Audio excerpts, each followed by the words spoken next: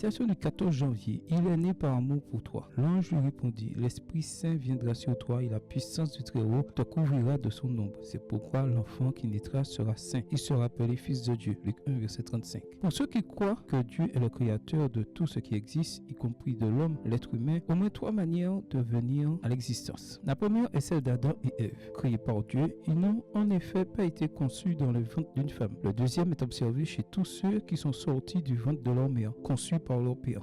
Le troisième et dernière manière est spéciale. Dieu a conçu un plan miraculeux pour que son Fils Jésus-Christ naisse en tant qu'être humain. La Bible rapporte la conversation entre l'ange et Marie, comme le montre le verset d'aujourd'hui. Jésus n'a pas eu de père terrestre, mais il a eu une mère terrestre. Amené au monde Dieu fait homme était un miracle que l'homme ne pouvait concevoir. Des théologiens comme Oscar Cullmann ont critiqué cette conception en soutenant que si Jésus n'avait pas de père terrestre et que Marie n'avait que des chromosomes XX, il devait être une femme. De nombreuses critiques tentent de discréditer le récit biblique, mais la vérité est que le plan de Dieu pour le salut de l'homme et la revendication de son caractère parfait nécessitait un être sans péché, saint, parfait et pur, ce qui a été réalisé en la personne parfaite de Jésus. En même temps, il fallait un homme capable d'endurer des épreuves en tant qu'homme afin de comprendre les êtres humains, de sympathiser avec eux et de compatir. Il fallait quelqu'un qui ressemble à l'homme, ce qui a également été réalisé en la personne de Jésus. Dieu s'est fait chair, il a habité avec les mortels et vécu pour eux, a souffert pour eux et est mort pour eux afin qu'ils aient la vie éternelle grâce à ses mérites. Peux-tu imaginer cela dans un scénario cosmique? Imagine un Dieu exécutant chaque plan dans les moindres détails pour que toi et moi soyons sauvés. L'être saint qui est né a fait tout cela par amour pour toi. Peu importe que le Seigneur ait eu ou non des avantages sur les êtres humains. Ce qui compte, c'est qu'il ait voulu prendre ta place, payer pour ta culpabilité et vivre pour toi, mais sans péché, afin que tu puisses aujourd'hui avoir la vie et l'espérance, car tout